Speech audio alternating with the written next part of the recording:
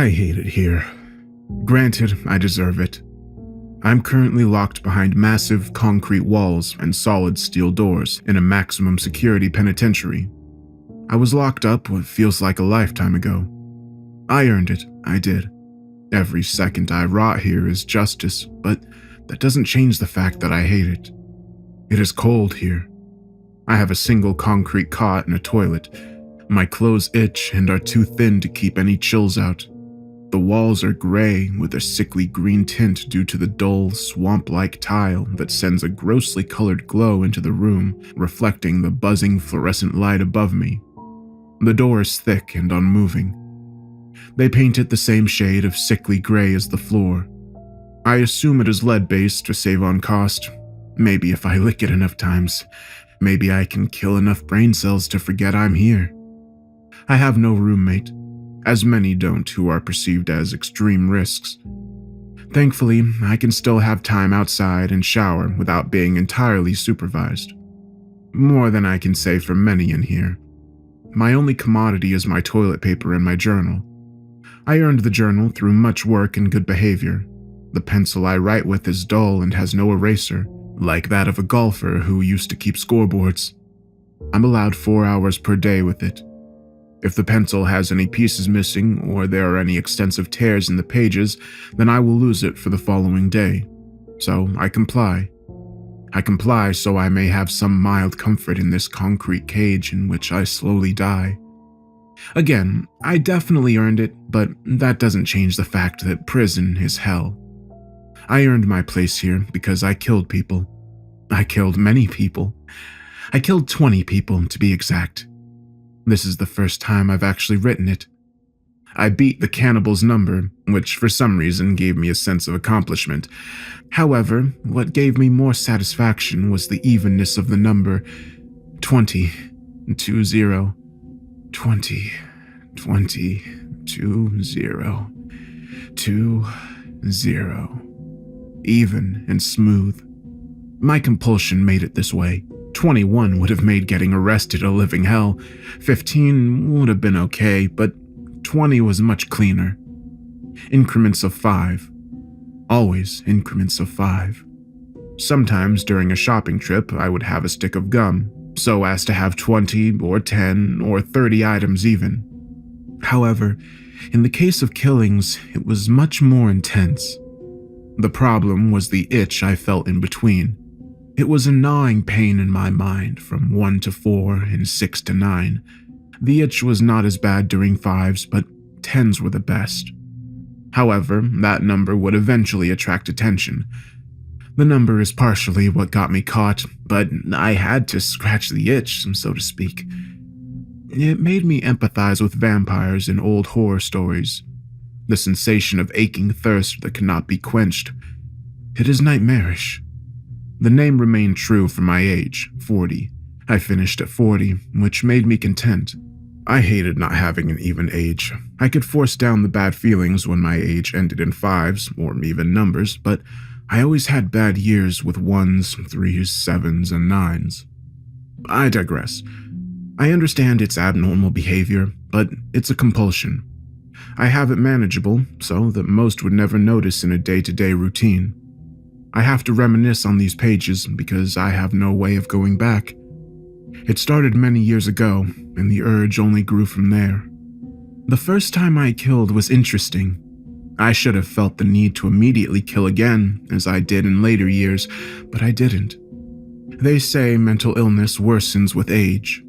I guess that's what kept me from acting again so soon, but I'm not sure. The first time I killed was pretty lackluster. I was walking home from school through the woods where very few kids were bold enough to cross. While walking, I stumbled upon a man.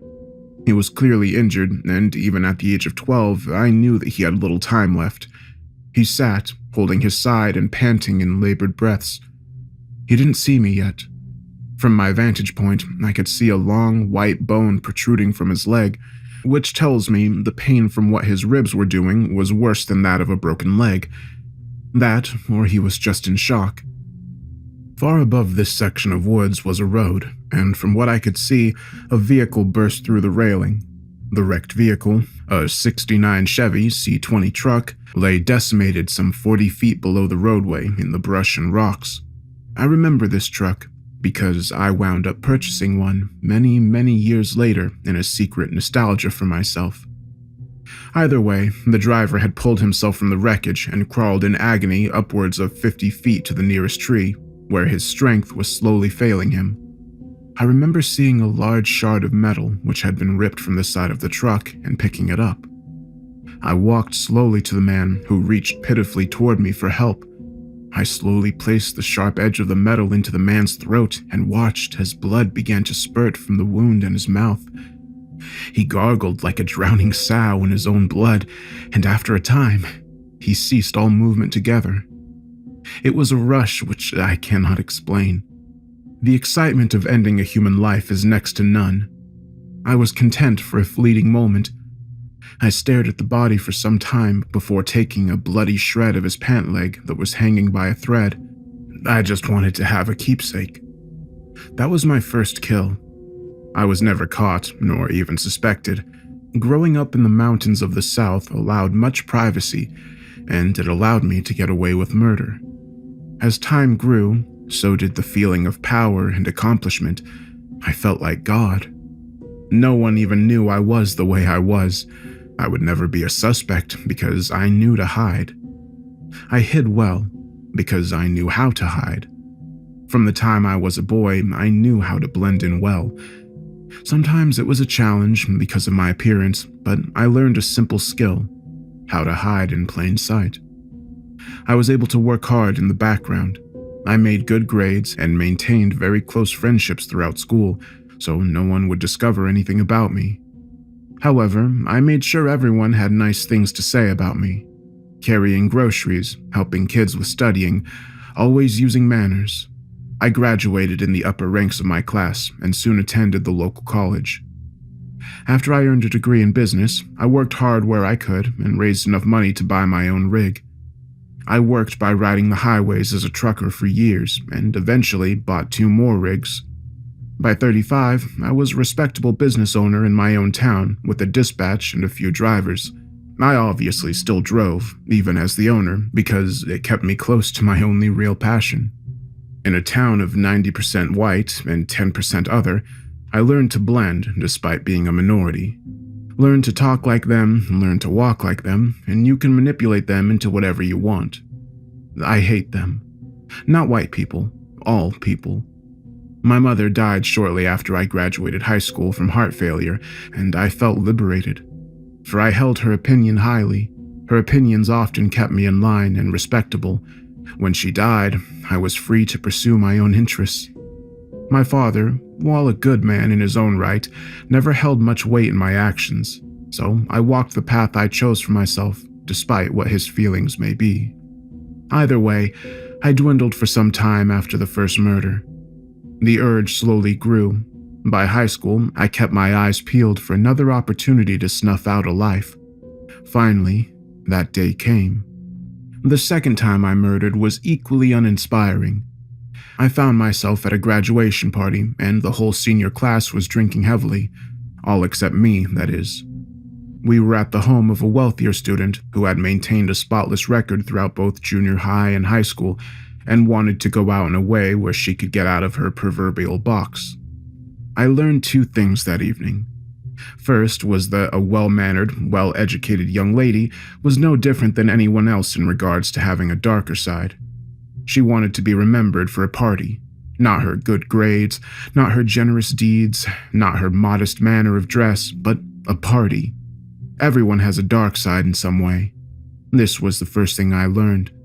The second was that if everyone is drunk and dancing on the roof, you can bump a certain young lady discreetly enough to send her 3 stories down into the concrete and make it look like an accident. She landed with a smack that could only be replicated in my dreams. This was the first time I was aroused by a killing. I'm not sure why. She was in a 2-piece, which I assume her parents knew nothing about, and her skin was pale and smooth. Her deep brown hair flowed past her shoulders, and the look of utter confusion and terror in the face of innocence was priceless. Blood pooled from her head and seeped into her nearby swimming pool. I fancied her, you could say, but only because she represented something that does not exist: human innocence. When her skull cracked hard against the pavement, I was instantly excited. I had to sneak away to handle it and steal a memento from the girl's room. Meanwhile, the remaining partygoers descended into madness, trying to repair a situation that was far beyond broken. The chaos I caused that night again resurfaced my deepest sense of accomplishment that only comes from death. This was the second time I killed. 18 years of age. By the time I hit my stride, I stood 6'2" at 260 pounds. I had always enjoyed lifting weights and working towards my overall health. A fat predator is a bad predator. I maintained this level of fitness for most of my adult life. I had to in order to pursue my passion. Of course, things have a way of catching up with me. I was incarcerated with an unfortunate mountain of evidence. I wouldn't say I covered every base perfectly to ensure not getting caught, but I felt like I was careful enough. I guess not, in hindsight. I remember the day I was arrested. I had turned 40 the month prior and was on the road delivering a shipment of plywood. I was behind the wheel of my rig in rural Alabama. I was taking a back road because I enjoy the scenery, and when you're the boss, you set your own schedule. At this point, I had killed 19 people, and the itch was present. I would have to rub the back of my neck when I thought about it. It needed to be scratched. I needed to take care of it. That's when I saw her. Miles from any structure or any living person was a broken-down, baby blue Volkswagen Beetle. The emergency lights were flashing, and a woman was looking into her engine compartment. The height of my truck allowed me to scan both her car and the area surrounding us. It was tall, uncut grass and trees, covered in utter blackness due to the overcast night. There was no one for miles and miles. We could be alone together. I pulled in behind her with my low lights so as not to scare her. When I stepped out of the truck, I addressed her. Pardon me, ma'am," I said calmly. "I know how to disarm. I have worked on my speaking voice for years in order to betray their security into my hands. Are you all right?" She stepped out from behind her hood, and I saw her in better light. She was a young woman. Her clothes were tattered, but I think that was intentional. She had silky, dark hair to her shoulders and black librarian glasses. She was pretty, which was a bonus for me. Consider it like a dinner. You're going to get your meal, but when it includes dessert, then it's all the better. I also knew she could complete this cycle. She could be the 20th, and I could rest.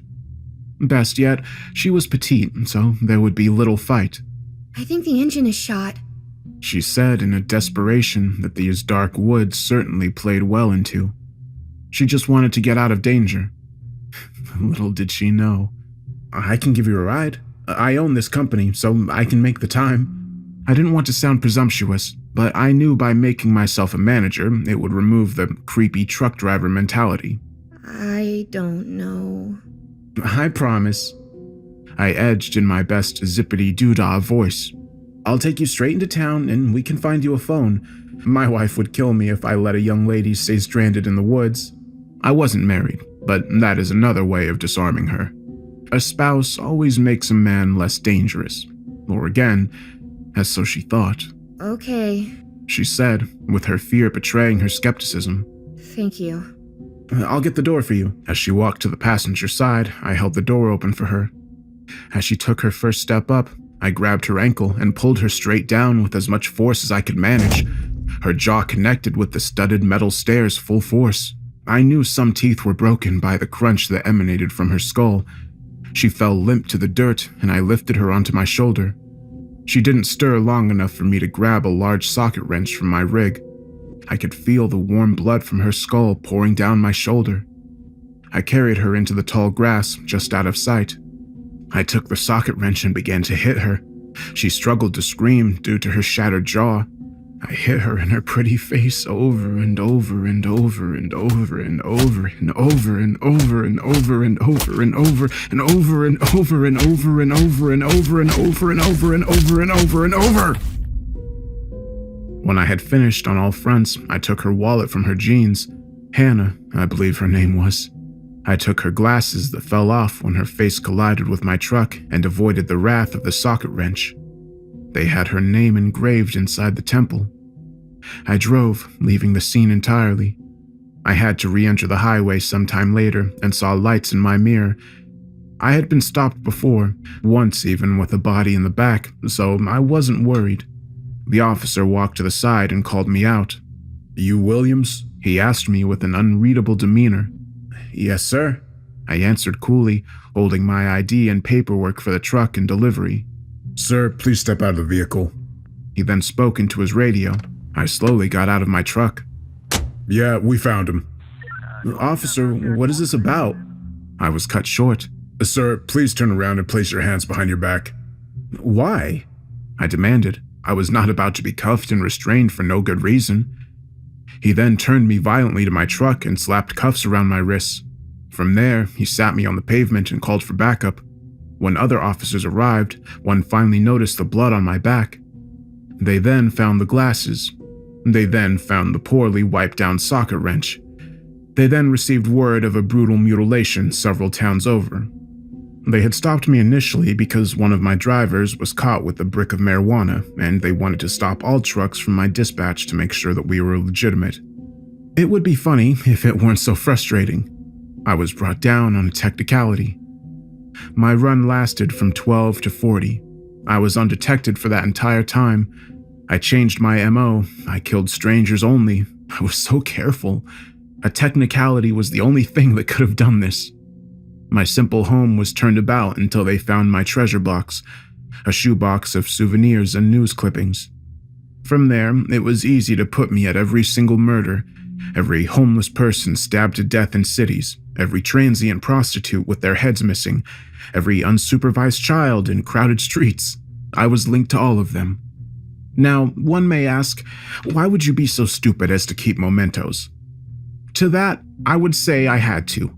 It was my passion and the only thing that gave me meaning. I had to keep something around. They were the only memories I could have of those times. Like I first wrote, I deserve to be in prison, but I don't regret in the slightest what I've done. The trial was grueling and irritating. Since I killed across state lines, there was arguments as to where to have my trial, but it became a federal issue, which only meant more bureaucracy. My lawyer explained many of the killings would be circumstantial at best, but just as many have my now connected DNA to the scene and are going to be nearly impossible to deny. I decided to throw in the towel. The media was out for blood, the public was out for blood, and the jury was out for blood. I had my fill, so now it was time to pay the favor forward. There was no way to avoid a life sentence, so I may as well have come clean and get to regale the tale of my exploits to a room of terrified jurors and family members burning with hatred. Despite the difficulties of finding some evidence of murders, I was still convicted for 18 of the 20. However, I was punished for all of them regardless. The day of sentencing, I stood still and stoic before the judge. I could feel the eyes of all those present attempting to sear me, but failing. The judge looked down at me and rambled on about my cruelties and resentment for man. The entire time he droned, I stood with the thought that the death penalty was illegal in this state. It was utterly satisfying to know the uproarious crowds calling for my head when the law wouldn't allow it. I snapped out of it when he got to the sentence. Seeing as how the death penalty is illegal in this state, I will only do the most with that in light. I hereby sentence you to 1,001 life sentences. He was being melodramatic. Not in history had there been such an absurd sentence. What's worse was the number was uneven, meaning that the rest of my life I would have to say 1,001 when discussing my sentence. He knew this. My demeanor slightly shaking, I asked the judge, "Why 1,001? The courtroom was silent. The families, friends, and jury looked at me with contempt, but that didn't matter then, even less now. The judge leaned over his podium. He smiled with a smugness that still boils my blood, and he calmly replied, "To torment you." That's how I got where I am now. I don't interact with the other inmates or the guards. I just mind my own business as best I can. I don't like to think about my sentence because it makes me itch. Similar to when you haven't paid a certain bill but don't have the funds. It's a wincing mental discomfort. I write the rest of this in a testament to what happened yesterday, in hopes it reaches someone on the outside. My day started normally. A loud bell rang and I stood to my feet. From there, my door opened and I walked to the shower facility. I tried to find myself at the end of the line, so as to get the most time out of my cell. I also like my privacy. The inmates here are insufferable. They are uneducated criminals who would have no life outside of these walls. My fellow black inmates gave me hell for being crazy, since African American serial killers are considered such an abnormality. The other races tended to stay to themselves, minus a few Aryan Brotherhood members casting the occasional slur my direction.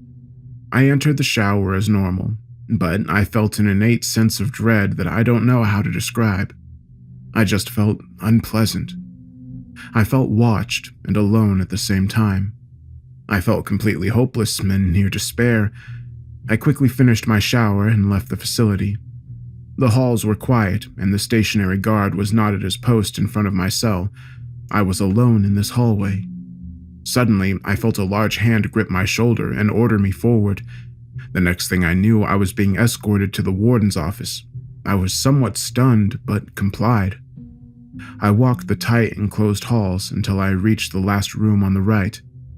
Inside was totally dark, apart from a dim lamp illuminating a desk. A hand shoved me in and slammed the door behind me. I saw the silhouette of the warden as he beckoned me to sit. I sat across from him in uncomfortable silence. He didn't move, and neither did I. I would force him to make the first move. After what felt like an eternity, he finally spoke up.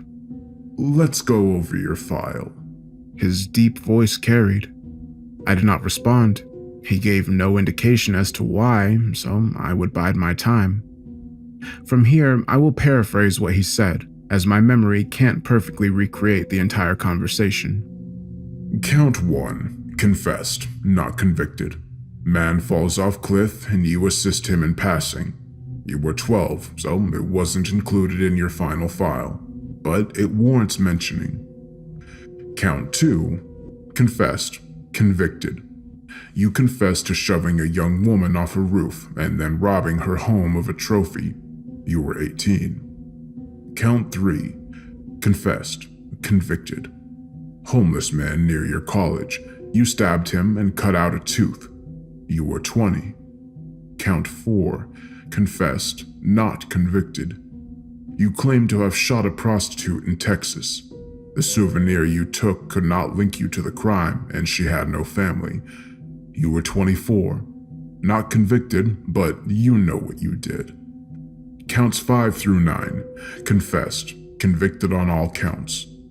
You killed 5 lot lizards before changing your MO. That was smart, but were all strangled, and you kept a lock of hair. Left them on the highway. Count 10. Confessed, convicted. You took a lost 12-year-old and drowned him. You kept his retainer. You were doing well in life by this point, but murder still called, didn't it? Count 11. Confessed, convicted. This one was special, wasn't she? The gas station employee who you stalked for a while, followed her home and broke in, took your time and did it right. She broke your perfect streak and you were going to make her pay, right? Kept her lock-in as a token of your affection. Count 12. Confessed, convicted. You took a young man from your local club in Missouri, strangled him the moment the door was closed, chopped him up, and kept his teeth. Counts 13 through 17. Confessed, convicted on all counts. The hitchhiker phase. Here it seems you wanted to close the gap. You got sloppy, left a lot of evidence behind. I guess because they were vagrants, it wouldn't have mattered. Count 18. Confessed, convicted. You killed a housewife in Florida. You were on vacation at the time. You spotted her and just had to do something. Waiting until her husband left and had yourself a time. Another rape and strangling. You took her blood-soaked necklace. Count 19. Confessed. Convicted. You saw a jogger one morning and followed in your truck. When you knew their routine, you waited in the bushes until he passed. You killed him with a hammer and took one of his shoes. Count 20. Confessed. Convicted. The one that brought you down. You couldn't resist her. You were too careless, too excited. Now you're here. You took her glasses and bashed her head in. Do you know what they call you? He asked incredulously. I was livid. He completely bastardized my work. I had done so much, and he swept over it like an obituary column. I glared at him in the dark before answering. The scavenger hunt killer. I hated that name. They donned me the scavenger hunt killer because my murders spanned so far, and I connected odd, disconnected items. Again, my works and efforts were reduced to a joke. It still makes me sick. The warden spoke up again. Are you sorry? I sat for a moment before responding. Would it matter? He chuckled in a deep, throaty laugh. No, he said, settling in. I guess it wouldn't.